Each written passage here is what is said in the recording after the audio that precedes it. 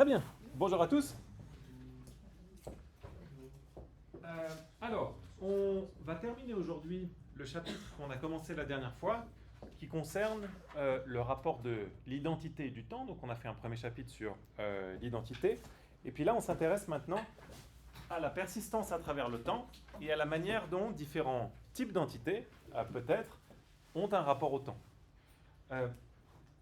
Ce qu'on a vu la dernière fois, c'est qu'on a insisté sur une grande distinction, c'est pas la seule, mais une distinction centrale en métaphysique, en tout cas pour beaucoup de métaphysiciens. On va voir tout à l'heure que tout le monde ne l'admet pas forcément, mais qui est la distinction entre deux catégories d'entités qu'on a appelées les continuants d'un côté et les occurrents de l'autre. Les continuants, c'est les exemples les plus clairs, c'est les substances qu'on a autour de nous, les personnes, les tables, les chaises, les arbres, les lacs, les montagnes, etc., les atomes. On a vu que, d'après la proposition courante, ce sont des entités qui persistent à travers le temps sans avoir de partie temporelle, par opposition aux occurrents, tels que cette séance de cours, tels que vos études, tels que l'évolution de l'univers, etc., qui, elles, sont des entités qui ont différentes parties temporelles, différentes phases. Ça nous a conduit à l'idée, qui est une version un peu reformulée de cette idée, que les continuants, en tout cas en ce qui concerne les substances, ils n'ont que trois dimensions, des dimensions spatiales, mais ils n'ont pas de dimension temporelle. Ils persistent à travers le temps, mais sans avoir de partie temporelle. Tandis que de l'autre côté, on a les occurrents, qui eux sont étendus dans l'espace, mais aussi dans le temps. D'accord ? Vous vous souvenez, la métaphore pour comprendre ce que sont les occurrents, c'est en général de penser à des vers spatio-temporels, des vers qui s'étalent dans le temps. D'accord ? Si vous avez un doute sur ces intuitions, essayez de revenir à des manières naturelles de parler des choses, d'accord ? Quand vous avez des occurrents, vous parlez facilement de différentes phases des occurrents. Il y a différentes phases d'un cours, différentes phases d'une partie de foot, différentes phases d'une croissance, d'un rougissement, etc. Et vous n'avez pas ça en ce qui concerne les objets, les personnes, etc.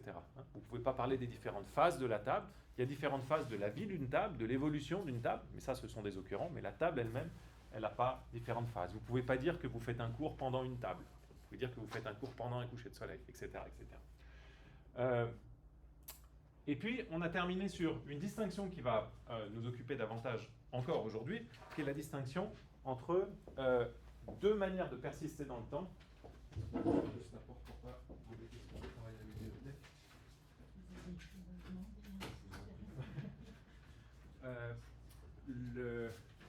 Deux manières de persister dans le temps qu'on a appelées endurer d'une part et perdurer d'autre part. Donc, qu'est-ce que c'est que endurer ? C'est la manière qu'ont les continuants de persister à travers le temps. Donc persister à travers le temps, ça veut dire rester la même chose à travers le temps, la même numériquement.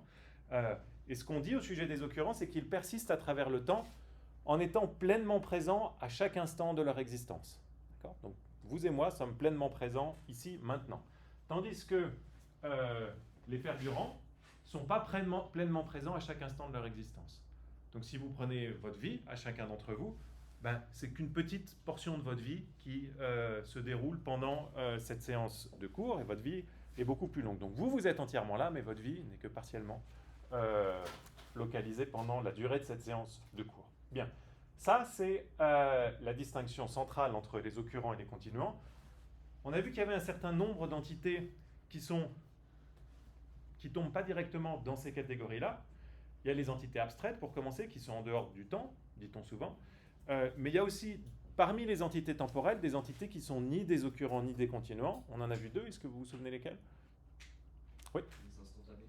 Oui, il y a les entités instantanées, d'accord ? Donc on a vu qu'il y a un certain nombre de gens qui pensent qu'il y a véritablement des instants temporels. Et il y en a d'autres qui ont une théorie un peu plus restrictive, qui considèrent qu'il y a des choses qui n'ont pas d'étendue temporelle, mais c'est toujours des débuts et des fins, d'accord ? C'est toujours des frontières des processus, d'accord ? Donc c'est une première catégorie d'entités qui sont ni des continuants ni des occurrents. On voit pourquoi, parce que les choses instantanées, elles ne persistent pas à travers le temps, en nature, elles n'ont dû qu'à un certain moment. Et encore ? Les états aussi. Très bien, les états.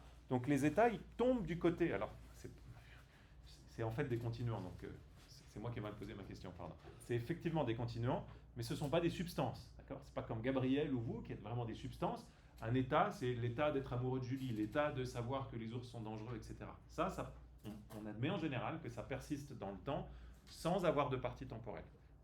Et un argument pour ça, qui est un argument linguistique, mais qui a fait couler beaucoup d'encre et qu'on continue à utiliser aujourd'hui, à affiner, c'est de dire que en anglais, mais également dans d'autres langues, vous ne pouvez pas utiliser le présent continu pour dire « je suis en train de savoir que ».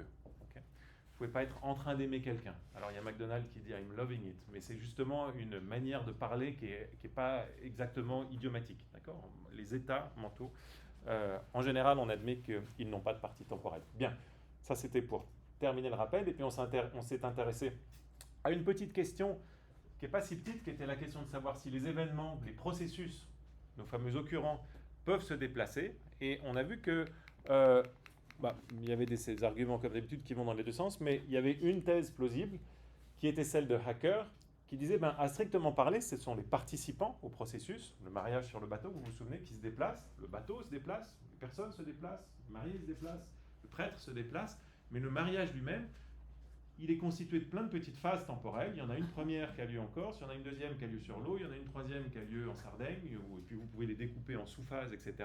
Mais en totalité, il ne se déplace pas. Il a eu lieu, il a différentes parties qui sont à différents endroits, mais la totalité du mariage ne s'est pas déplacée. En tout cas, c'est la thèse de Hacker, c'est aussi la thèse de Dretski un peu plus tôt. Bien. Je termine là mon rappel, pardon.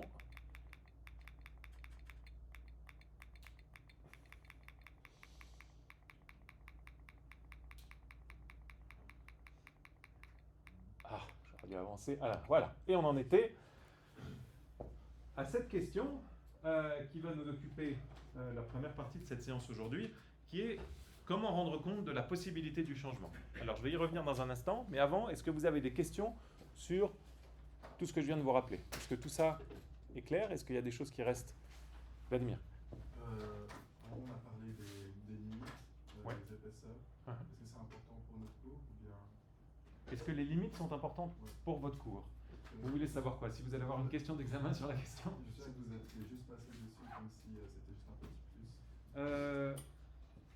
Non, alors c'est pas un petit plus, j'en ai pas fait, j'ai pas creusé le sujet, mais c'est une question métaphysique importante, les limites. Quelle est la nature des frontières plus généralement? Donc évidemment, il y a une question politique qui est là, mais qui est secondaire par rapport à la question métaphysique, qui est souvent plus fondamentale. Donc une des questions, c'est quelle est l'épaisseur des frontières? D'accord. Ça, c'est la question qui intéresse les métaphysiciens au départ. Il faudrait faire un séminaire sur les frontières. Il y a des livres et des articles passionnants sur les frontières. Il y a tout un tas de distinctions sur les frontières qui sont intéressantes. Une distinction centrale, c'est l'idée qu'il y a des frontières qui sont naturelles et des frontières qui sont dessinées par l'homme. Si vous regardez la frontière entre l'Algérie et le Mali, c'est une ligne droite. A priori, il n'y avait pas de ligne droite dans le désert, il n'y avait pas une rivière, une chaîne de montagnes ou peu importe. Donc ça, c'est ce qu'on appelle une frontière fiat qui a été fait par les hommes. Donc c'est un premier type de distinction. Première raison pour laquelle les notions de frontières sont importantes, c'est qu'elles introduisent tout un tas de distinctions. Une autre raison pour laquelle la notion de frontière est importante, puisque vous me branchez sur le sujet et que je l'aime bien, je vous dis ça, je n'avais pas prévu de vous en parler maintenant, mais rapidement, vous avez une question qui a posé des problèmes aux mathématiciens et aux philosophes depuis l'Antiquité, qui est de savoir quand est-ce que deux choses peuvent rentrer en contact l'une avec l'autre. Comment est-ce qu'on peut se toucher? Est-ce que je dois rentrer là-dedans maintenant? Non, je vais vous le faire très rapidement. Pour rendre compte de la possibilité du contact, d'accord, comment est-ce que deux choses peuvent se toucher? Il faudrait qu'il n'y ait rien du tout entre elles, mais comment est-ce que c'est possible qu'il n'y ait rien du tout entre elles? Une théorie de ça, qui est la théorie de Brentano dont je vous ai parlé la dernière fois, c'est de dire quand deux choses sont en contact, en fait leurs frontières se chevauchent. Okay. Donc leurs deux frontières sont exactement au même endroit au même moment, mais seulement leurs frontières. Donc ce qui se chevauche, c'est des choses qui ne sont pas étendues dans l'espace et dans le temps, mais le reste ne se chevauche pas. Je ne sais plus si je vous parle du contact après dans le cours. J'en ai déjà parlé aux étudiants, mais est-ce que c'est dans ce cours? Je ne pense pas que je vous en parle ensuite. Mais toujours est-il que c'est un enjeu important de la notion de frontière pour comprendre le contact, pour comprendre en mathématiques la notion de continu aussi. Et il y a tout un tas de travaux sur la question. Donc si vous avez envie de travailler là-dessus, je vous donne plein de références. Donc c'est important, même si dans le cours, évidemment, je dois faire des choix pour vous donner des grands chapitres. Est-ce que vous avez d'autres questions sur tout ça? Oui.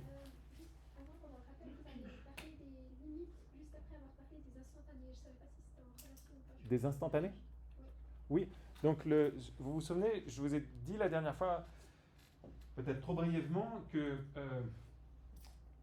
y a une question qui se pose pour les choses qui n'ont pas d'étendue spatiale et qui est analogue aux choses qui n'ont pas d'étendue temporelle. Donc les choses qui n'ont pas d'étendue spatiale, on appelle ça les points, les lignes aussi.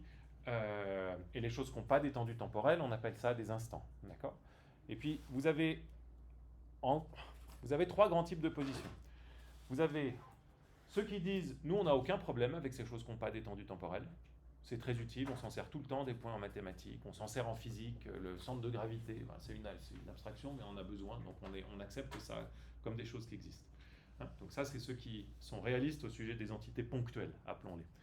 De l'autre côté, vous avez ceux qui sont sceptiques à l'égard de ces entités, pour des raisons souvent empiristes, par exemple en disant « moi, j'ai jamais vu un point, tout ce que je vois, ça a une étendue. D'accord ? On n'a jamais touché un point, tout ce qu'on voit, qu'on entend, ça a une étendue spatiale et ou temporelle. » Ça, c'est les deux propositions les plus opposées. Puis moi, je vous ai dit, et c'est à cette position que je faisais allusion en répondant à l'instant à la question des frontières, il y a une position intermédiaire, et je vous en parle parce que je l'aime bien en fait, je trouve qu'elle elle a quelque chose d'intuitif sur le plan descriptif, en tout cas c'était le but de son auteur, Brentano, qu'on étudiera au second semestre, c'est de dire, il y a des choses qui n'ont pas d'étendue, mais les choses qui n'ont pas d'étendue, elles ne peuvent jamais exister seules. Donc les points des mathématiciens qui existent comme des espèces de substances indépendantes sans rien d'autre autour, ça n'existe pas.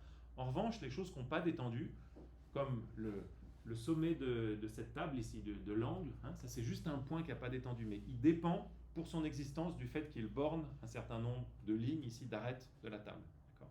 Donc la thèse de Brentano, c'est qu'il y a des choses qui n'ont pas d'étendue, mais elles sont toujours dépendantes des choses qui ont de l'étendue. D'accord ? Ça va ? Bien. Si vous n'avez plus de questions, donc on passe au paradoxe qui nous a préoccupés en fin de séance dernière. J'espère que vous n'alliez pas dormir, mais en fait vous avez déjà esquissé les questions dans vos premières réactions, qui est la question de comment est-ce que le changement peut être possible, étant donné ce qu'on a vu jusqu'à maintenant sur l'identité et sur la persistance à travers le temps.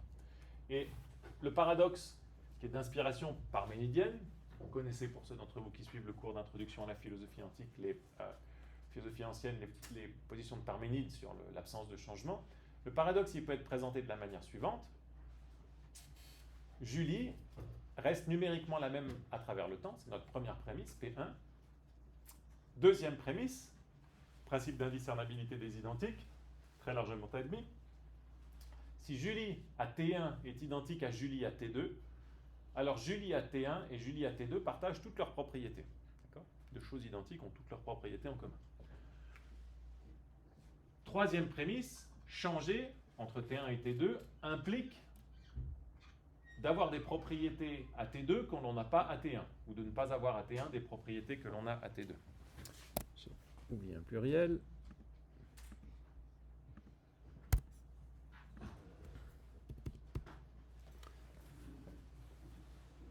Ça semble être vrai en fonction de la définition juste du changement. Hein. C'est ce que c'est que de changer, de gagner ou de perdre des propriétés. Si vous gardez toujours les mêmes propriétés, vous ne changez pas. Et il suit de ces trois prémisses que le changement est impossible. Donc si changer, ça implique de rester numériquement la même chose tout en changeant des propriétés, ben, notre principe d'indiscernabilité des identiques qui nous empêche de changer. D'accord ? Si on change de propriété, c'est qu'on n'est plus le même. Donc ça, c'est un petit argument très simple qui met une pression importante sur les épaules du métaphysicien, parce qu'évidemment, si vous finissez par avoir une métaphysique qui vous dit le changement est impossible, a priori, c'est une grosse pilule à avaler. D'accord ? Vous avez des métaphysiciens qui avalent des pilules comme ça. Vous pouvez toujours le faire. Vous pouvez toujours prendre la voie de dire « ouais, moi je pense que rien ne change ». Vous pouvez faire Parménide. D'accord ? Brentano, dont je vous parlais à l'instant, à la fin de sa vie, il a une thèse selon laquelle il n'y a rien qui peut bouger, à strictement parler.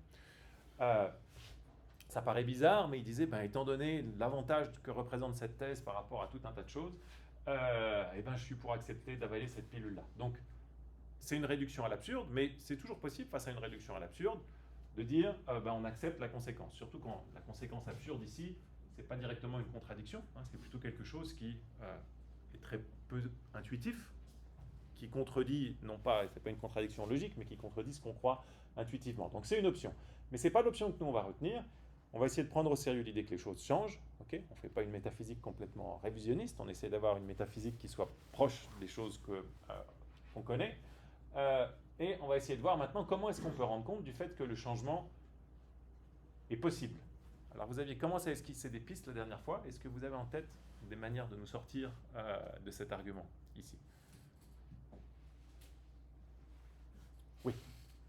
Vous avez déjà répondu la dernière fois qu'il y avait possiblement un noyau qui restait à l'intérieur, et il fonctionnait les lames ou l'esprit, que sais-je, mais qu'autour le corps complètement changeait. Et les états, les humeurs changent aussi. Très bien, donc ça c'est une grande stratégie aristotélicienne qui consiste à dire, quand on dit qu'une chose change, il y a un noyau, puis on va laisser ouvert ce que c'est que ce noyau, ça peut être la matière, l'âme, l'esprit, une partie de la chose, mais en tout cas la partie sans doute essentielle, constitutive de l'identité numérique de la chose, elle ne change pas, d'accord. Par contre, vous avez tout un tas d'autres choses qui changent. Jessica, la semaine dernière, elle n'avait pas exactement le même nombre de cheveux. Pas que vous, Jessica, tout le monde. Okay, mais le noyau de Jessica, on ne sait pas ce que c'est le noyau de Jessica, mais lui, il n'a pas changé, d'accord? Et on sait que les nombres de cheveux ne font pas partie du noyau de Jessica, d'accord? Ça, c'est la première grande solution. C'est plutôt une famille de solutions qu'une solution, mais c'est la première grande idée. Et c'est l'idée qui est notamment défendue par Aristote dans sa métaphysique. Je lis juste le passage en gras, pardon, c'est l'édition anglaise. There must be some third thing in addition to them which persist throughout the change. This thing is the material. So, est-ce que je ne l'ai pas mis en français après? Je vous ai traduit certaines citations, mais pas toutes. Donc, s'il y a deux choses, une chose qui change, il doit y avoir une chose qui ne change pas, et c'est ce que Aristote appelle la matière. Okay. Donc, le changement, pour Aristote, ça consiste dans le fait que la matière a d'abord une propriété, puis une autre propriété. Mais la matière, elle reste la même. D'accord. Donc, si vous pensez à matière, ici, c'est assez simple. Vous pensez à un morceau de pâte à gâteau. Elle a d'abord une forme, vous la tordez un peu, elle a ensuite une autre forme. Okay. C'est toujours la même matière, numériquement la même. Elle a le même poids, etc. Elle a juste changé sa forme. D'accord. Ça, c'est l'idée de la structure de cette première théorie du changement. On a une chose qui reste numériquement la même chose et qui ne change pas du tout. C'est ce qu'on appelle le porteur des propriétés, la matière ici.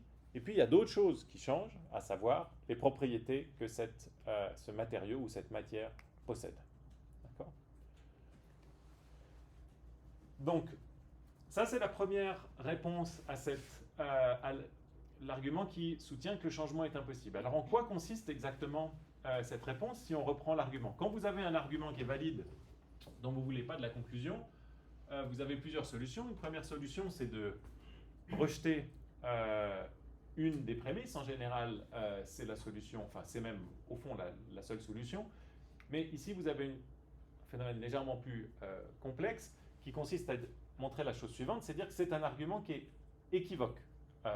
C'est-à-dire, vous dites, en fait, l'argument, il semble valide, mais il n'est pas vraiment valide. Pourquoi est-ce qu'il n'est pas valide? Parce que si vous admettez cette famille de solutions, vous allez dire que dans cet argument-là, Julie, donc le nom Julie, réfère pas toujours à la même chose. De temps en temps, Julie réfère à Julie avec tous ses attributs. Comme j'ai dit Jessica tout à l'heure, quand on dit Jessica, c'est Jessica, y compris ses cheveux. Et de temps en temps, quand on utilise Jessica, on veut dire Jessica, mais la vraie Jessica, indépendamment de son nombre de cheveux. D'accord ? Et c'est la manière, d'après cette réponse, dont fonctionne cet argument qui est donc erroné. C'est-à-dire que quand vous dites dans P1 que Julie reste numériquement la même à travers le temps, vous voulez dire Julie sans ses cheveux, Julie, le noyau de Julie, d'accord, la matière de Julie, l'âme de Julie, peu importe ce que c'est qui dans Julie ne change pas, le cœur de Julie. D'accord. Tandis que quand vous dites que changer, ça implique d'avoir différentes propriétés à différents moments, ici, ben, vous incluez, pardon, Julie peut référer à Julie substrat. Ok, pardon, je vous la refais.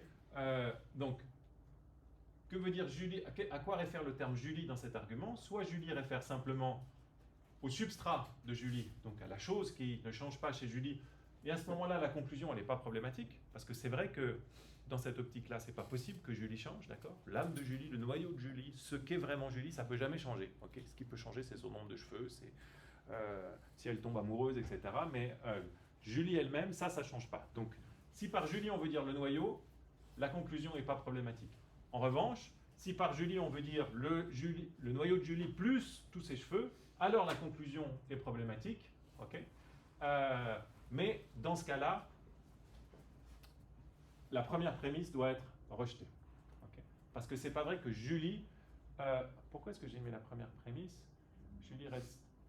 Oui, dans ce cas-là, c'est pas vrai que Julie reste numériquement la même à travers le temps. D'accord? Parce que Julie, avec son nombre de cheveux, ça reste... si c'est ça qu'on entend Julie, Julie avec le nombre de cheveux qu'elle peut... Pardon, si c'est ça qu'on entend par le mot Julie, le nom Julie, cette chose-là reste pas numériquement la même à travers le temps. Okay, pardon, je me suis un peu pris les pieds dans le tapis en vous présentant ça, mais est-ce que c'est clair pour tout le monde? Donc, qu'est-ce qu'on entend par Julie? Simplement le noyau, ou Julie, le noyau plus les propriétés. Si on pense que c'est que le noyau, l'argument n'est pas problématique. Si on pense que c'est Julie plus ses propriétés, il faut rejeter la première prémisse parce que Julie plus ses propriétés, ça ne reste pas exactement la même chose à travers le temps, précisément parce que ça change. D'accord? Donc l'idée générale de cette structure de solution aristotélicienne, c'est pour comprendre le changement d'une chose, vous faites une division entre le noyau d'une chose et ses propriétés contingentes. C'est les propriétés contingentes de la chose qui changent à travers le temps et vous devez mettre le doigt sur ce qui ne change pas dans la chose en question. Donc ça, c'est une première solution qui se heurte à un certain nombre de problèmes. On va en discuter un tout à l'heure. Peut-être un des problèmes les plus évidents, c'est de savoir qu'est-ce que c'est que le noyau de la personne en question. D'accord? Dans l'identité personnelle, est-ce qu'il y a vraiment une chose en nous qui ne change pas du tout? Qu'est-ce que c'est que le noyau de la table en question? On peut avoir une impression qui dit en fait, on pourrait presque tout changer du moment qu'on change à peu près progressivement. On peut tout remplacer, puis on peut rester la même chose. Donc, qu'est-ce que c'est que ce cœur essentiel, l'essence d'une chose qui fait que cette chose ne change pas? Là-dessus, ce n'est pas forcément évident de mettre le doigt sur ce que ça peut être. Mais en tout cas, structurellement, la solution fonctionne. Alors, vous avez une autre approche de la persistance à travers le temps qui est radicalement différente, qui a été proposée pour la première fois par le philosophe écossais David Hume, qui lui pense que ce n'est pas le cas qu'il y ait une seule et même chose qui reste numériquement la même à travers le temps. Ni les personnes, ni les tables, ni les oiseaux, ni les chats, etc. Voici ce que dit Hume.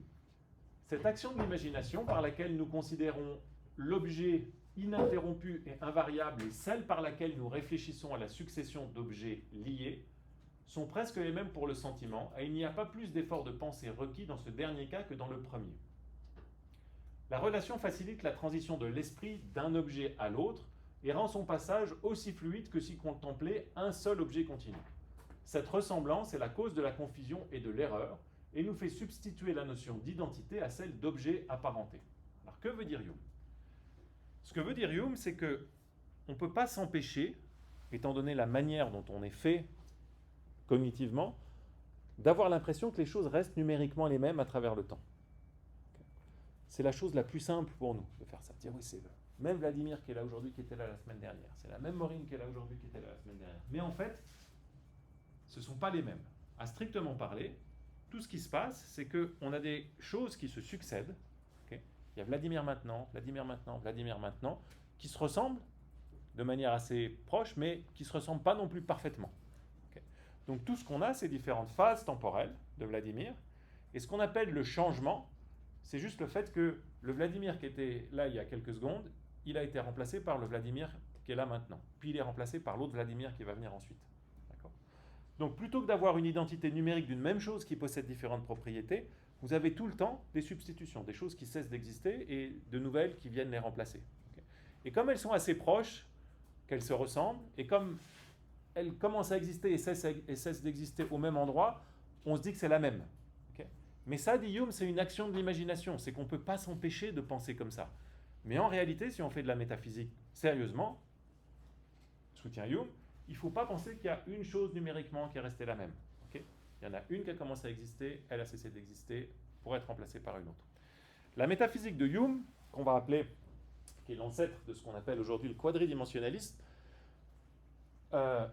pour ceux qui ont suivi le cours sur Hume, qu'on m'avait déjà entendu dire ça, vous pouvez la comprendre assez bien aujourd'hui, et sans doute Hume, s'il avait vécu quelques siècles plus tard, aurait pensé à cette métaphore, parce qu'il est très pédagogue. Vous pouvez l'expliquer y penser à l'aide juste d'un écran d'ordinateur. Alors maintenant, les écrans sont de télévision. Les écrans deviennent de plus en plus fins, donc on voit plus les pixels, mais on les voit un peu. Enfin, moi, je les vois. Vous les voyez pas, mais là, moi, je les vois quand je suis collé au plafond, donc, quand je suis collé à l'écran. Vous savez qu'il y a plein de pixels sur un écran, d'accord? Imaginez maintenant que je vous fasse bouger, qu'il y ait une balle qui bouge sur cet écran. Vous regardez un match de tennis à la télé. Okay. Est-ce qu'il y a vraiment une balle? On considère que l'écran, hein, pas la chose en réalité, que représente l'image. Est-ce qu'il y a vraiment un mouvement sur l'écran? Il y a un sens dans lequel il n'y a pas vraiment de mouvement sur l'écran. Parce que qu'est-ce qui se passe? Vous avez juste des pixels qui s'allument et qui s'éteignent successivement. D'accord? Vous n'avez pas une chose qui a bougé. Vous avez eu du jaune là, hop, ça s'éteint, c'est redevenu blanc, du jaune qui s'est allumé là. Mais vous n'avez pas un seul objet qui a traversé l'écran quand vous regardez votre match de tennis. D'accord? C'est juste une succession de propriétés qui sont exemplifiées, possédées par différents lieux à différents endroits successivement. D'accord? Ça, c'est une bonne manière de penser à la métaphysique de Hume et plus généralement à la métaphysique de ceux qu'on appelle les quadridimensionnalistes. Si vous avez une conception plus substantielle du mouvement, vous allez avoir envie de dire, à strictement parler, il n'y a vraiment rien qui bouge. Il y a juste différentes propriétés qui s'allument et qui s'éteignent à différents endroits dans le monde. D'accord? Ça, en 2 mots, c'est la thèse de Hume, du changement. D'accord? Et Hume ajoute à ça, mais étant donné la manière dont on est fait, on ne peut pas s'empêcher de penser que c'est la même balle qui était là au début, qui est encore là après. Mais en fait, ce n'est pas la même balle, ce n'est pas du tout les mêmes pixels qui sont allumés, ce n'est pas, pas le même élément. D'accord?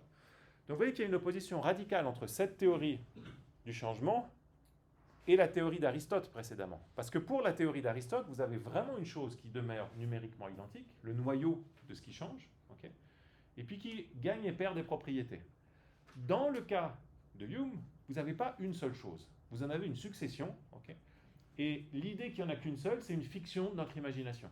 On ne peut pas s'empêcher de penser comme ça, mais à strictement parler, dans le monde, il y a juste plein de pixels qui s'allument et qui s'éteignent les uns après les autres.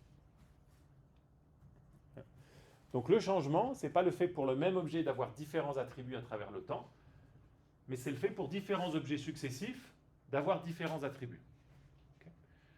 Alors évidemment, vous voyez bien, pour que ces différents objets successifs nous causent en nous l'illusion que c'est un seul objet, il faut qu'il y ait un certain nombre de contraintes qui soient remplies. Okay. Il ne suffit pas de prendre une phase de Vladimir, une phase de Lucie, et puis une phase de mon petit doigt pour dire « Ah, ben voilà un nouvel objet, appelons-le Jean-Luc, et puis on met ces phases. » Ça ne va pas faire un objet, d'accord? Donc pour qu'il y ait un objet, il faut que les différentes phases temporelles soient connectées d'une bonne manière. Hume dit ici, il faut qu'il y ait la ressemblance, okay, c'est une première chose. Sans doute, il faut qu'il y ait une continuité spatio-temporelle. Okay, si on prend une phase de Vladimir qui maintenant, et puis que je la connecte maintenant à une phase de Loïc, ben, là ça ne marche pas, non seulement parce qu'ils ne se ressemblent pas totalement, mais en plus parce qu'ils ne sont pas connectés spatio-temporellement. D'accord? Donc ça, c'est 2 critères principaux qui sont utilisés pour connecter les différentes phases des objets. Bien, donc vous voyez que dans cette optique, ce qu'on appelle la théorie perdurantiste du changement, ce que c'est que pour une substance de persister, c'est de consister en une suite de parties temporelles. Et là, vous devriez bondir de votre chaise, parce que vous devriez dire, mais on a dit justement que les substances, elles n'avaient pas de parties temporelles. Donc comment est-ce que, si on accepte, on a dit que les substances étaient des continuants qui persistaient sans avoir de parties temporelles. Comment est-ce qu'on fait si on accepte cette théorie du changement? Ben, la réponse, en 2 mots, ça consiste à dire que si vous êtes un métaphysicien perdurantiste ou quadridimensionnaliste, vous allez nier qu'il y a des choses comme des endurants. Vous dites, moi je ne pense pas qu'il y ait des choses comme des tables, des chats, si par là on entend des choses qui n'ont pas de partie temporelle. Moi je pense que tout a des parties temporelles. Donc si vous acceptez cette version d'explication du changement, vous allez avoir tendance à lisser toute la distinction sur laquelle on a travaillé jusqu'à maintenant, et à dire qu'il n'y a pas une distinction fondamentale entre Giacomo et une partie de foot. Pas parce que Giacomo c'est une partie de foot, mais sur le plan de la persistance temporelle, les deux ont des parties temporelles. Il y a le début de Giacomo, il y a le début de la partie de foot, il y a la première mi-temps de Giacomo, il y a la première mi-temps de... Vous pouvez dire, voilà, ça fonctionne pareil, différentes phases. D'accord ? Donc, dans cette théorie-là, cette théorie perdurantiste du changement, la grande distinction qui nous a animés jusqu'à maintenant entre les endurants et les continuants, pardon, entre les continuants et les occurrents, c'est une distinction qui passe grosso modo à la trappe. D'accord ? On peut essayer de la récupérer de manière un peu indirecte, mais à strictement parler, elle tombe, on ne la retient pas. Donc comment est-ce qu'on comprend le changement ici ? Ben, le parallèle qui est souvent fait, c'est que vous pouvez vous dire, vous prenez un échiquier il a différentes parties temporelles, et vous vous dites, vous prenez une case qui est blanche, puis après vous avez une case qui est noire. Okay ? Ça c'est pour des parties, ces parties spatiales. Et ben, le changement dans l'optique humienne, ça va être non plus de parler de parties spatiales, mais de parler de parties temporelles. Qu'est-ce que c'est pour une chose que de changer ? C'est d'avoir différentes parties temporelles qui ont différentes couleurs. Okay ? Si les cheveux de Jules sont noirs en T1 et blancs en T2, ben les cheveux de Jules ont changé. Qu'est-ce que ça veut dire ? Ça veut dire que le cheveu de Jules, il y a une partie temporelle du cheveu de Jules qui est cheveux noirs en T1, puis il y a une autre partie temporelle du cheveu de Jules qui est cheveux blancs en T2. Et ces parties temporelles, c'est elles qui sont fondamentales, c'est elles qui constituent ce grand verre spatio-temporel qu'on va appeler le cheveu de Jules. Okay ? Mais Hume nous dit attention quand vous dites le cheveu de Jules qui a noirci. Il n'y a pas une seule chose qui a noirci, c'est juste que se sont succédés tout un tas de choses différentes dans le temps. Est-ce que ça va sur ces deux théories du changement jusqu'ici ? Ouais ? Tout le monde ? Bien. Alors, en quoi consiste la seconde réponse à notre argument de l'impossibilité du changement ? Cette théorie du remplacement, elle rejette P1. Okay ? Elle dit que ce qui est rouge à T1 et ce qui n'est pas rouge à T2, ce n'est pas numériquement le même objet, mais ce sont différentes parties temporelles d'un même verre spatio-temporel. Donc il n'y a pas d'identité numérique à travers le temps. Ça, c'est la grande thèse négative de ces approches perdurantistes. Vous ne pouvez pas rester la même chose à travers le temps. À un moment donné, il y a de l'identité numérique, mais à travers le temps, il n'y a plus d'identité numérique.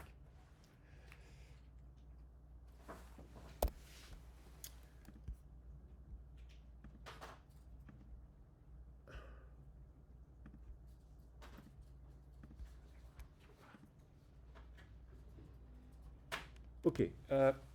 Est-ce que vous voyez par rapport à cette seconde théorie, on va ensuite traiter une grande objection à la première, mais est-ce que vous avez peut-être spontanément certaines réactions à cette seconde théorie ? Est-ce que si vous deviez faire une objection à cette théorie du remplacement parce que les choses cessent d'exister, sont remplacées par d'autres, pour expliquer le changement, qu'est-ce que vous avanceriez ? Bon, je ne sais pas si c'est problématique pour nous, mais je pense que nous, on aurait la tendance à dire que la bouteille c'est différent de le stylo.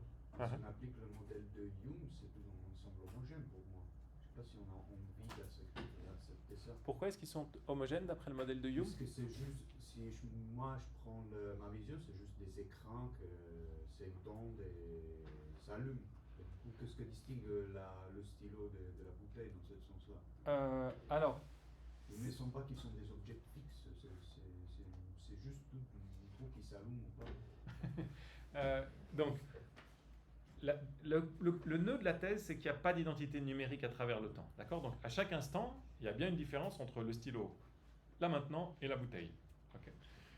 Maintenant, si on veut parler du stylo et de la bouteille à travers le temps, Hume va dire la bouteille, c'est un ensemble de phases temporelles qu'on regroupe ensemble dans un grand verre. Le stylo, c'est un autre ensemble de parties temporelles qu'on regroupe ensemble dans un autre grand verre spatio-temporel. Okay. Donc ça, il y a bien une différence entre les deux. Ceci étant,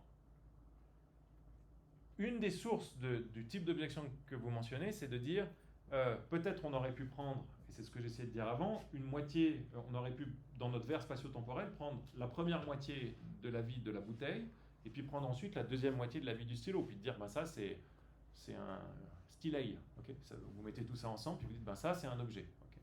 Donc, c'est pour ça qu'une des tâches de ceux qui sont quadridimensionnalistes, c'est de dire quels sont les groupements qu'on a le droit de faire ou pas. Alors, il y en a qui disent, on peut grouper comme on veut. Ça, c'est encore, on verra ça quand on traitera Il y en a qui disent, faites les groupements que vous voulez. Mais si vous acceptez qu'il y a des choses qui effectivement constituent un objet et pas d'autres, vous vous êtes enlevé une béquille, vous ne pouvez plus faire appel à l'identité numérique, parce que ça vous dit qu'il n'y en a pas à travers le temps, donc il faut dire qu'est-ce qui fait qu'on groupe la première moitié de la bouteille avec la deuxième moitié de la bouteille et pas celle du stylo.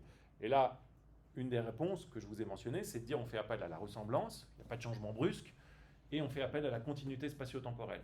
Autrement dit, si vous avez un truc rond et bleu qui est là, et l'instant d'après, vous avez un truc triangle et jaune qui est là, ben vous n'allez pas le mettre dans un même verre spatio-temporel, parce qu'il faut que les choses soient connectées, okay, qu'il y ait une forme de contiguïté spatiale et temporelle dans leur persistance. Ça va? Autre objection à cette théorie du remplacement.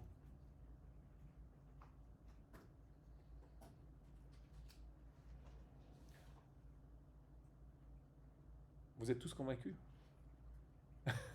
Qui est convaincu par la théorie du remplacement? Alors, pardon, il y en a deux théories, j'espère que vous avez comprises maintenant. On a la théorie aristotélicienne, une même chose numérique, un même noyau qui change de propriété, la théorie humienne, plein de petites phases spatio-temporelles qui succèdent les unes aux autres. Qui se sent plutôt enclin à suivre Aristote dans cette... ça va être partagé. Et qui se sent plutôt enclin à suivre Hume? Personne. Ouais, je vous l'ai mal vendu alors. Échec pédagogique total. Donc mes collègues quadridimensionnalistes vont vraiment pas être contents. Alors je me suis trahi, j'adore pas la théorie, mais normalement j'aurais dû vous la vendre pour que vous puissiez en avoir envie. Il y a une première objection qui est souvent avancée contre cette théorie, c'est de dire, en fait cette théorie elle nous dit que les choses changent, mais elle redéfinit le changement. Pourquoi est-ce qu'elle redéfinit le changement? Parce que nous, quand on veut comprendre le changement, on veut comprendre comment une même chose numériquement identique à travers le temps peut posséder différentes propriétés. Puis là, Hume nous dit, non, mais vous inquiétez pas, vous n'êtes pas la même chose numériquement à travers le temps, mais c'est pas grave, on va redéfinir le changement. Ce que c'est que pour vous que changer, c'est juste avoir plein de petites phases qui se succèdent. D'accord?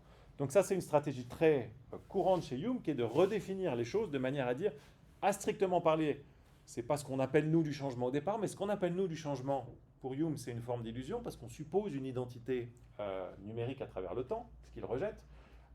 Mais il dit, mais je peux vous faire quelque chose qui est presque comme du changement. Vous n'allez pas voir la différence, ok? C'est comme Canada Dry. C'est pas de la bière, mais ce sera presque de la bière. Vous connaissez cette pub? Maintenant, ça a disparu, cette histoire-là. C'était une vieille pub pour Canada Dry. On disait, c'est pas de la bière, ça ressemble à la bière, mais ça a le goût de la bière, etc. Donc, c'est dire, je vous mets un petit ersatz à la place et ça va... vous ne verrez pas la différence. Alors ça, c'est la première objection, de dire on ne veut pas l'ersatz, nous on voulait du vrai changement. Et dans le sens, ce qu'on entend par vrai changement, c'est identité numérique à travers le temps. Alors là, un Humien peut répondre, et je vais faire ma deuxième objection, de dire oui, mais nous on a bien une identité numérique, parce qu'on a bien un vers spatio-temporel. Giacomo, c'est un vers spatio-temporel, et un seul. Donc il y a bien une entité numérique, qui est l'ensemble de toutes les phases temporelles de Giacomo, et ça fait Giacomo. Okay? Donc on a une chose. Mais c'est là qu'intervient la seconde objection, c'est de dire, cette chose, on ne peut pas dire qu'elle persiste à travers le temps. Pourquoi est-ce qu'on ne peut pas dire qu'elle persiste à travers le temps? Il y a au moins deux raisons. La première chose, c'est que ce verre spatio-temporel, il est fait de plein de phases spatio-temporelles, mais lui-même, c'est difficile de dire qu'il persiste. D'accord? À quel moment existe ce verre? On peut dire à quel moment existent ces différentes phases, mais le verre lui-même, il est la somme de ces différentes phases. Il a l'air d'être, d'une certaine manière, plus déconnecté du temps que ces phases. Mais surtout, il y a une objection qui est souvent avancée, d'où la photo que j'aurais dû mettre un peu plus bas, qui est de dire, vous avez un verre spatio-temporel, donc vous avez Giacomo tout bébé, vous avez Giacomo maintenant, et puis vous aurez Giacomo tout fripé dans quelques dizaines d'années. Okay. Il a beaucoup changé, Giacomo, tout au long de sa vie. Vous mettez toutes ces phases ensemble, ça vous fait Giacomo. L'objection dit, mais ça ne nous donne pas du changement, ça nous donne juste un grand paquet de micro-Giacomo, okay? Mais qu'est-ce qui nous dit qu'il y a quelque chose qui a changé ici? De la même façon, d'où l'objection de l'image du tisonnier ici, un tisonnier, il est très chaud ici, il est très froid ici. Ça, c'est des parties temporelles, hein, ce n'est pas des parties spatiales. On ne va pas dire que quand un même objet a différentes propriétés dans différentes parties spatiales, cet objet change.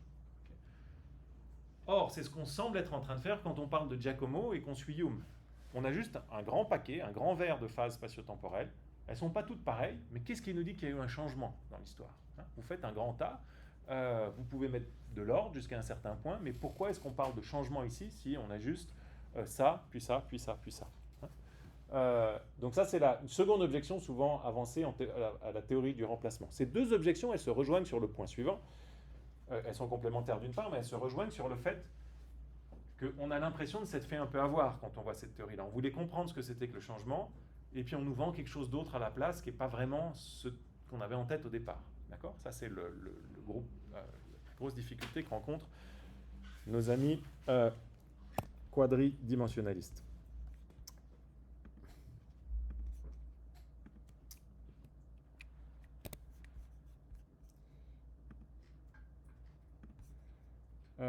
Alors, vous avez une conciliation. Oui, pardon.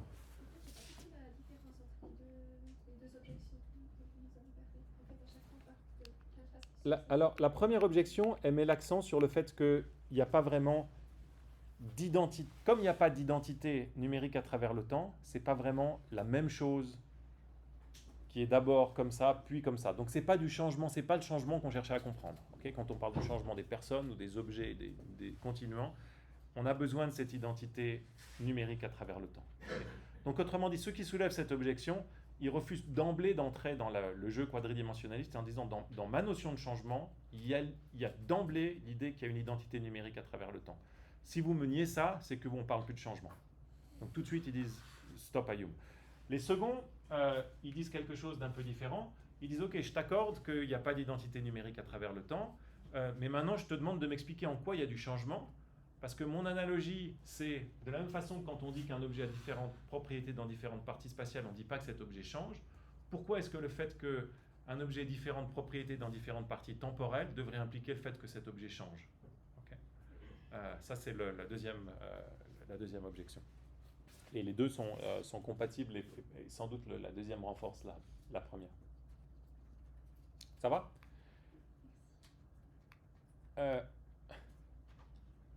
Alors, comment est-ce qu'on concilie ces deux théories? A priori, elles ne semblent pas conciliables, mais nous, on a vu, en fait, dans notre métaphysique que je vous ai présentée jusqu'à maintenant, si on a la distinction entre les continuants et les occurrents, on a assez facilement envie de dire les deux sont vrais, mais des choses différentes. On a envie de dire que la théorie aristotélicienne, elle est vraie de ce qu'on a appelé les continuants ou les endurants, et la théorie du remplacement, la théorie humienne, elle est vraie de ce qu'on a appelé les occurrents, plus précisément les perdurants ou les processus. Okay. Alors ça, c'est ce qu'on dit dans la métaphysique, ce qu'on dit souvent dans la métaphysique qui accepte la distinction entre les occurrents et les continuants. Mais ici, on doit discuter d'un argument qui a eu une grande influence, qui a été proposé par un métaphysicien important de la fin du XXe siècle, David Lewis, qui s'appelle « The Argument of Temporary Intrinsics », l'argument des intrinsèques temporaires. Et ce que veut montrer Lewis, lui c'est un quadridimensionnaliste, c'est qu'il y a quelque chose d'incohérent, d'après lui, à soutenir que certaines choses peuvent rester les mêmes tout en possédant différentes propriétés à différents moments. Donc si Lewis a raison, il faut effectivement être quadridimensionnaliste et refuser l'existence des choses qui persistent à travers le temps sans avoir de partie temporelle. Ça nous amène à la dernière chose qu'on va voir sur cette partie sur la persistance à travers le temps aujourd'hui, qui sont les trois grandes thèses rivales au sujet de la persistance à travers le temps. On a d'un côté les endurantistes. Nous, jusqu'ici, on a été très endurantistes dans nos hypothèses tacites. On a fait l'hypothèse qu'il y a différents types d'entités, dont certaines qui endurent, autrement dit, qui persistent à travers le temps sans avoir de partie temporelle. Mais je vous ai glissé maintenant, depuis le début de cette séance, que vous avez un certain nombre de personnes qui pensent que ça n'existe pas, qu'il n'y a pas d'entité qui endure sans avoir de partie temporelle et que toutes les entités sont comme des verres spatio-temporels, que ce soit Giacomo ou les matchs de foot, tout ça persiste de la même manière. Et puis on va voir rapidement pour terminer une théorie encore plus radicale, semble-t-il, mais la théorie qui consiste à dire qu'il n'y a rien du tout qui persiste à travers le temps, qu'il n'y a que des choses instantanées et il n'y a absolument rien qui persiste. Ce qu'on appelle, là j'ai pas traduit la stage view, qui a repris un petit peu gagné un peu de visibilité au cours des dernières années. Ok. Alors, jusqu'ici, on s'est intéressé à la distinction endurant-perdurant. On ne s'est pas demandé s'ils existaient. On s'est juste dit on peut comprendre cette distinction.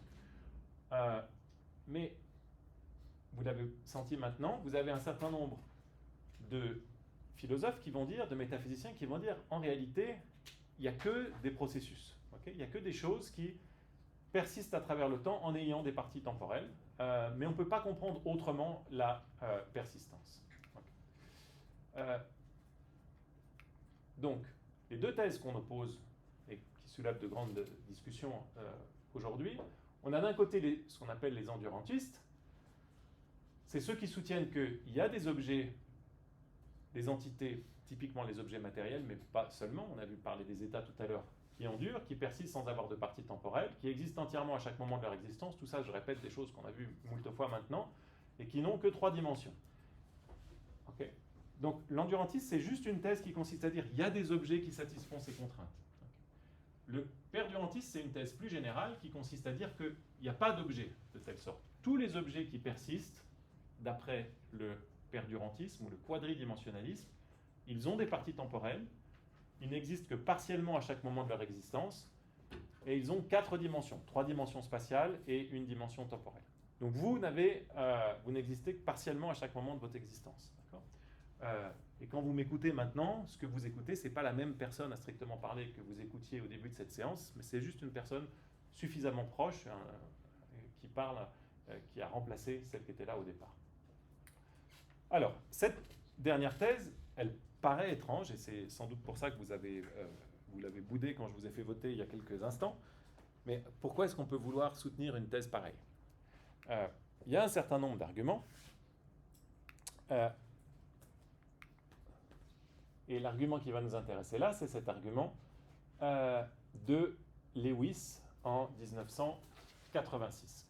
La conclusion de l'argument de Lewis, qu'on ne voit pas encore, c'est que, selon Lewis, si vous acceptez la thèse que vous semblez préférer, à savoir la thèse endurantiste, vous êtes conduit, d'après lui, à l'idée que toutes les propriétés sont des relations à des moments du temps. Il n'y a pas de propriété intrinsèque. Toutes les propriétés sont des relations à des instants. Et ça, pour lui, c'est quelque chose de tout à fait étrange. Qu'est-ce qu'il veut dire exactement ?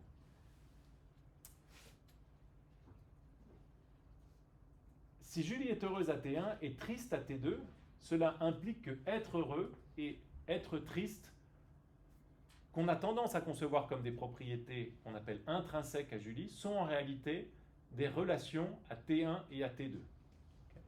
Donc, l'idée de Lewis, c'est que vous avez des propriétés qui semblent intrinsèques, comme être heureuse, être triste, mais en réalité, qui deviennent des propriétés extrinsèques parce qu'elles deviennent des propriétés qui impliquent des relations à des moments. Et ça, pour Lewis, c'est parfaitement incroyable. Tandis, dit Lewis, que si vous achetez mon perdurantisme, eh bien, vous évitez cette conséquence fâcheuse. Pourquoi ? Parce que vous avez Julie à T1, ça c'est ma première tranche spatio-temporelle de Julie, et cette tranche-là, elle est heureuse. Elle est heureuse tout court, elle n'est pas heureuse relativement à un certain moment. Et puis, cette tranche spatio-temporelle de Julie, elle est remplacée par une autre, Julie à T2, et c'est cette seconde tranche spatio-temporelle qui possède la propriété intrinsèque d'être triste. Autrement dit, ce que va montrer Lewis, et on va voir l'argument après la pause, j'essaie de vous l'annoncer un peu parce qu'il est dur, il n'est pas évident à attraper, donc j'essaie de vous y amener progressivement. Ce que va montrer Lewis, d'après lui, c'est que si vous acceptez la thèse qu'on a l'air de tous bien aimer ici, que certaines choses gardent leur identité numérique à travers le temps, vous êtes conduit à considérer des propriétés qu'on a envie de considérer comme des propriétés intrinsèques, comme des propriétés extrinsèques ou relationnelles. D'accord ? Donc il met sur nos épaules une certaine pression en disant « Vous aimez bien la distinction endurant-continuant parce qu'il y a quelque chose qui répond à la manière dont on catégorise le monde. » D'accord ? On a envie de faire cette différence entre les événements, les processus d'un côté, et puis les substances, les états de l'autre. Et tout un tas de sciences semblent faire des distinctions analogues. Mais Lewis dit, en fait, si vous faites ça, vous avez un autre coup, qui est un coup qui est tout aussi contre-intuitif à ses yeux, qui est de dire, en réalité, toutes les propriétés sont des propriétés extrinsèques. Qu'est-ce que c'est qu'une propriété extrinsèque ? C'est être le fils d'eux, par exemple. Okay ? Vous ne pouvez pas être fils sans être fils de quelqu'un. Vous ne pouvez pas être oncle sans être oncle de quelqu'un. Lewis dit, si vous acceptez l'endurantisme, vous devez accepter que toutes les propriétés sont extrinsèques. Et ça, pour lui, c'est absolument incroyable. On va voir après la pause. Pourquoi c'est le cas et comment est-ce qu'il tire cette conclusion-là. Là, je vous ai juste présenté la conclusion de son argument et on verra ensuite, j'essaierai de le préciser dans ce qui suit. Ça a été un argument très important, donc c'est très influent, donc c'est important que vous le compreniez bien. Bien. 11h05, on reprend dans 10 minutes, ça va ? À l'écart ?